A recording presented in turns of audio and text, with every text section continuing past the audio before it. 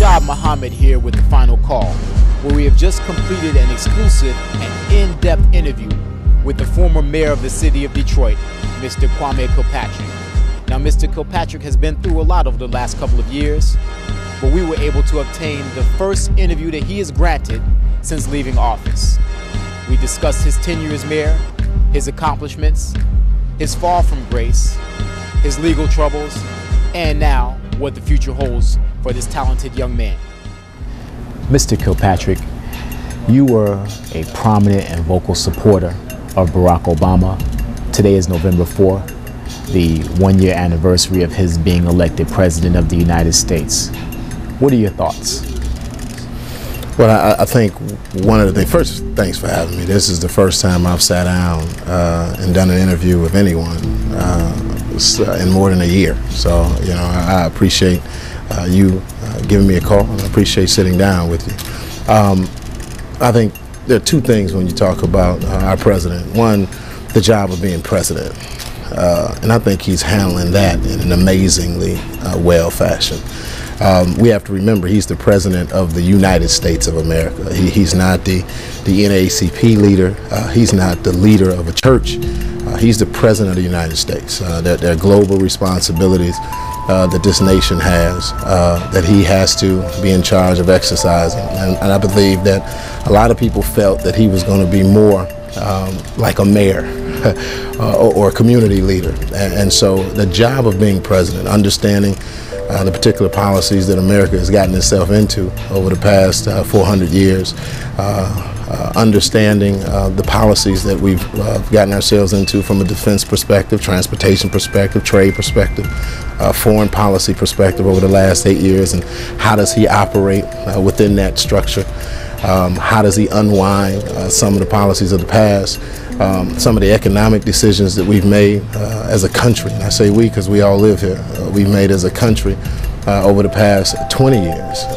You know, he now finds himself as being the chief implementer, the chief operator, the chief exercising of America's so-called power in the world. And I think he's handling that very well. I believe that when he walked into that office, the first thing was shock and awe.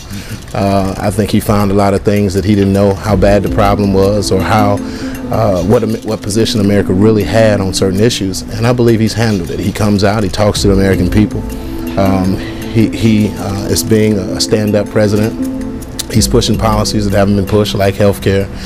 He's realistically discussing things. There's some things, of course, I disagree with. I think just like every American, there's some things I agree with.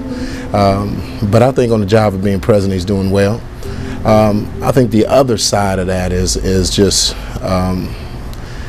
being the leader, as you will, of the quote-unquote free world.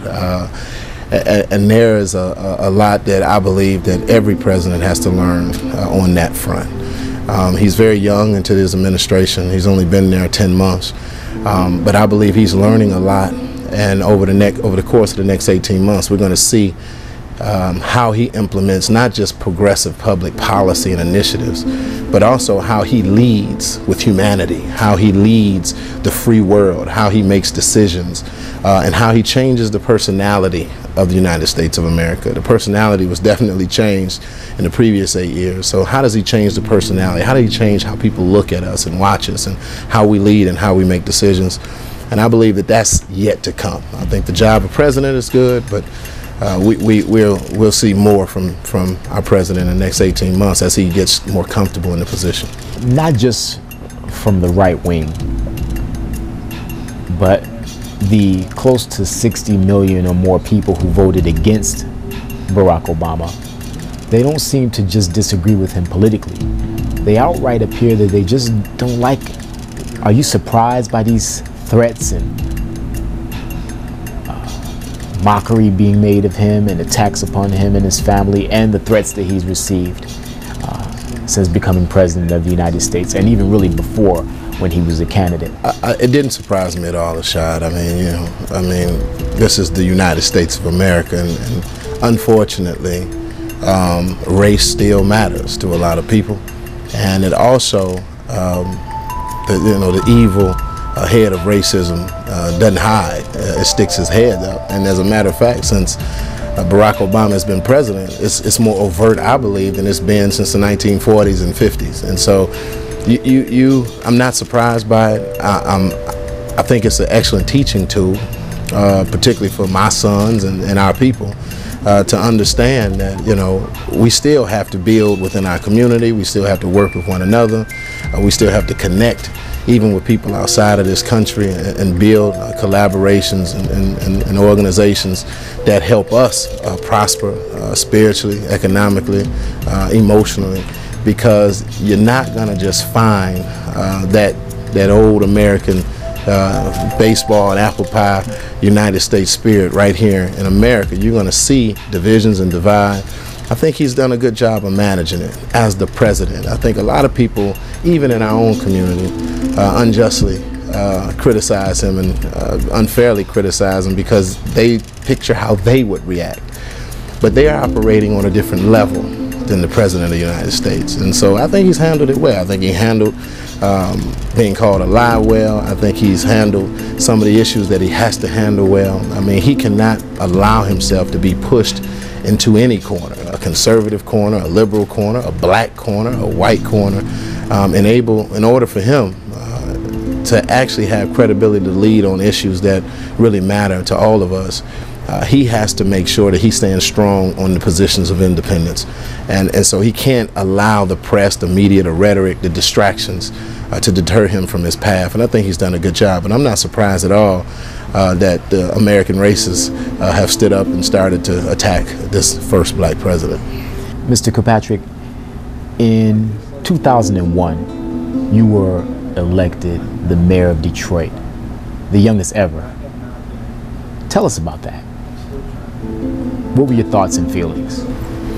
My dream growing up in the city of Detroit was to be mayor. You know, at the family picnic from the time I was 9 years old, that's what I told people I was going to be, mayor of the city of Detroit. Coleman Young was my hero. I had a chance to meet him when I was 10 years old. I won a contest, and the winner of the contest got to meet the mayor. You know, it was about a 3-minute meeting. I thought it was 3 hours, though. And so from that perspective, that's all I ever wanted to be. I didn't want to be president. I didn't want to be governor. I didn't want to be a congressperson. I wanted to be mayor of the city of Detroit. I thought it was the position. I lived there my entire life. I love the city. So the feeling of, in 2001, as you won, first was shock. Then you were nervous, then scared. But then I really wasn't happy and ecstatic like I thought I was. I was immediately hit with the enormity of the responsibility and the fact that most people in that town, particularly those that voted for me, were placing their hopes and dreams in me. And so that is a big, big, stressful place to be. So you're happy, but at the same time, you're saying, okay, I asked for this, let me try to figure out how to do it. And so that's a big responsibility. And you're fighting, you know, uphill in a city like Detroit every single day. So it's a tough town to work in. As the mayor of Detroit, completing a successful first term, then a hard-fought electoral victory, which granted you a second term, then the death threats came.